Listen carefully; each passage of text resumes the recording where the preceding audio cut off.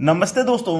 अगर आप एलसीएम और एचसीएफ का ये सवाल नहीं कर पाए तो फिर एग्जाम पास नहीं कर पाओगे। पेपर देने एग्जाम में मत जाना, क्योंकि ये सवाल तो 100% एग्जाम में आएगा और आपसे ये सवाल नहीं होगा तो आप फेल हो जाओगे। इसीलिए इस वीडियो को पूरा देखें और एलसीएम एचसीएफ के जो सवाल ट्रेंडिंग में हैं उनको सीख के जाएं। स्टार्ट करते हैं। पहला सवाल, दो संख्याओं का एचसीएफ 11 तथा एलसीएम 693 है। यदि एक संख्या 77 है तो दूसरी संख्या क्या है?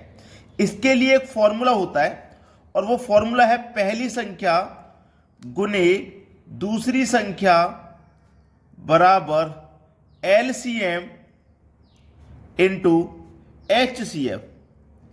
ये फार्मूला को याद रखना मुश्किल भी नहीं है, बहुत आसान होता है इसको। ठीक है, दोनों संख्याओं का गुणा, एलसीएम एचसीएफ का गुणा, दोनों बराबर होता है। चलिए, उसने बोला है एक संख्या 77 है। एक संख्या का मतलब पहली संख्या 77 है। ठीक है, दूसरी संख्या क्या है नहीं पता, तो दूसरी संख्या को ऐसे ही रहने दीजिए। बराबर एलसीएम दिया गया है 693 गुणे एचसीएफ दिया गया है 11। अब बराबर में आमने सामने संख्याएं कट जाती हैं, तो 11 से 77 कट जाएगा 7 बार में, और 7 से हम इस संख्या को कटाएंगे, तो 7 से कितनी बार में कटेगा? 7 नियम 63, 7 नियम 63 कट गया, 6 बचेगा, फिर से 3 लगा दो 63, फिर से 7 नियम 63, 99 बार में कट गया 7 से। तो दूसरी संख्या क्या निकल के आ गई भाई? 99, यानी कि सी ऑप्शन हमारे सवाल का हो जाएगा बिल्कुल सही जवाब। प्रश्न सभी को समझ में आ गया ना? अब देखते हैं अगला प्रश्न। अगला सवाल है, दो संख्याएं 3:4 के अनुपात में हैं तथा उनका एलसीएम 84 है। इनमें से बड़ी संख्या कौन सी है? देखो, दो संख्या हैं, तो ये पहली संख्या लीजिए और ये दूसरी संख्या लीजिए। दोनों का अनुपात है 3:4। अब देखो, हमारे पास क्या दिया गया है? एलसीएम 84। जब हमारे पास एलसीएम दिया गया है तो हम अनुपात का भी एलसीएम लेंगे। 3 और 4 का एलसीएम आएगा 12, 3 से भी 12 कट जाएगा, 4 से भी, तो एलसीएम अनुपात का 12 आया। तो इस एलसीएम में अनुपात के एलसीएम से डिवाइड करो, 12 सत्ते 84, 7 बार में जाएगा। ठीक है, 7 बार में जाएगा। अब उसने पूछा बड़ी संख्या कौन सी है, तो जो अनुपात में बड़ा होगा संख्या बड़ी वही होगी। अनुपात में बड़ा 4 है, तो 7 का गुना 4 से कर दो, 7 चौको 28, बड़ी संख्या 28 है। ठीक है, सी ऑप्शन बिल्कुल सही जवाब। अगर छोटी पूछता तो अनुपात में छोटा 3 है, 7 तिया 21, छोटी संख्या आपकी 21 हो जाती। प्रश्न समझ में आ गया? अब देखते हैं अगला सवाल। अगला सवाल है, चौराहों की ट्रैफिक लाइट 1 मिनट 75 सेकंड तथा 90 सेकंड के बाद बदलती है। यदि वे एक साथ 7:50 पर सुबह में, एएम का मतलब होता है सुबह पर, बदले तो वे पुनः एक साथ कब बदलेंगे? देखिएगा, 1 मिनट का मतलब होता है 60 मिनट। ठीक है, 1 मिनट का मतलब 60 सेकेंड, और ये कितना है भैया? 75 सेकेंड, और ये कितना है? 90 सेकेंड। सबका आपको एलसीएम लेना है, सबका एलसीएम। 2 से घटाओ इसको 30 बार में, 75 2 से नहीं कटेगा, और ये कट जाएगा 2 से 45 बार में। अब फिर से 2 से कटाओ तो ये 15 बार में, 75 2 से नहीं कटेगा, 45 भी 2 से नहीं कटेगा। अब 2 से कटने वाली संख्या नहीं है, 3 से कटाओ। 3 से 15 5 बार में, 3 से 25 बार में, 3 से 15 बार में। ठीक है, फिर 3 से कटाइए, 5 नहीं कटेगा, 3 से 25 भी नहीं कटेगा, 15 कट जाएगा 5 बार। अब 5 से कटा लीजिए, 5 एकम 5, 5 बचे 25, 5 एकम 5, फिर 5 से कटा लो, ये एक बार में कट जाएगा। इन सभी का अब आपस में मल्टीप्लाई कर दीजिए। 5 बचे 25, 25 तिया 75, यहां तक 75 हो गया। 2 दूने का 4, 4 तिया 12। अब 12 और 75 का गुना करो, 12 पंजे 60 का 0, हासिल लगे 6।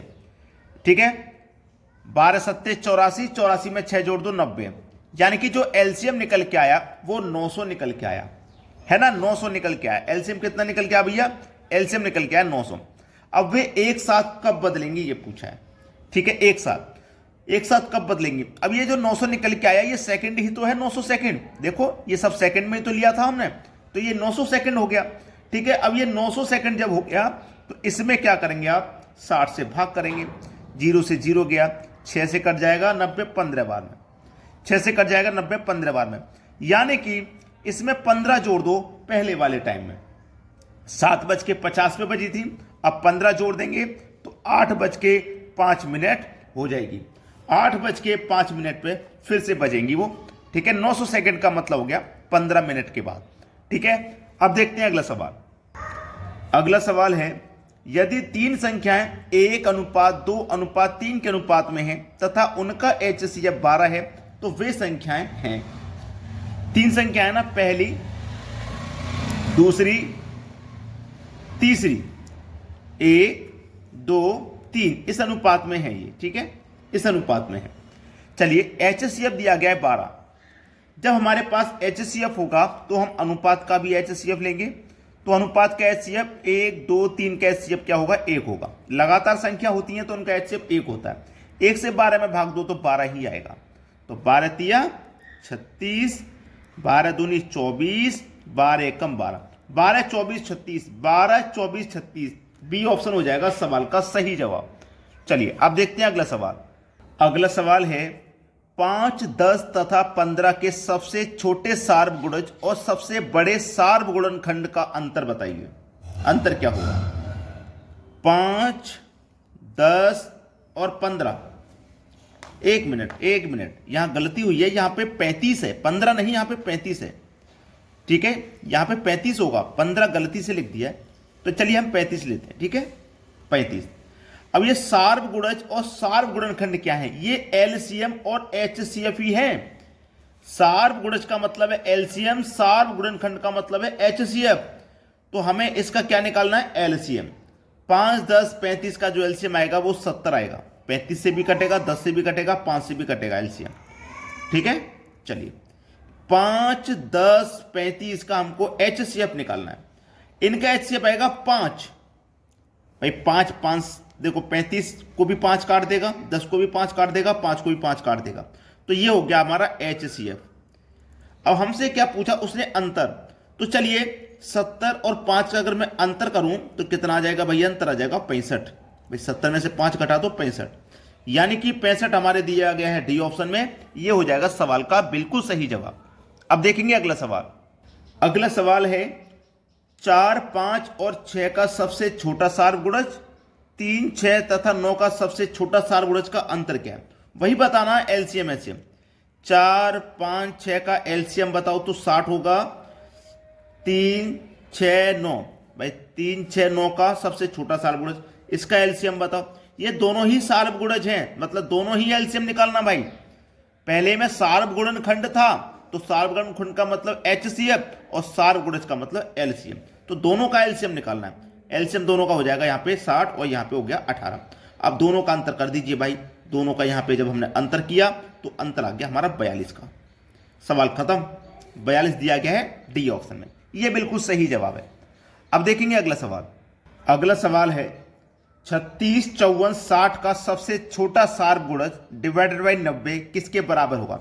सार्वगुणज का मतलब है एलसीएम निकालो, फिर उस एलसीएम में डिवाइड करो 90 से, तब क्या मान आएगा ये बताना है, ठीक है। 36, 54 और 60, इसका अगर हम एलसीएम लेंगे तो एलसीएम आएगा 540, ठीक है। आप लेके देख लेना, मुझे पहले से ले रखा है मैंने, तो मुझे पता है इतना एलसीएम आता है। 540 एलसीएम आएगा, उसमें हमें भाग देना है 90 से भाग देना है। तो 0 से हम 0 कटा देंगे, 9 से 54 6 बार में कटेगा, तो आपके सवाल का जो आंसर आया वो आएगा 6, ठीक है। मैं अगर एलसीएम निकाल के दिखाता तो वीडियो थोड़ा सा बड़ा हो जाता और कोई परेशानी नहीं है।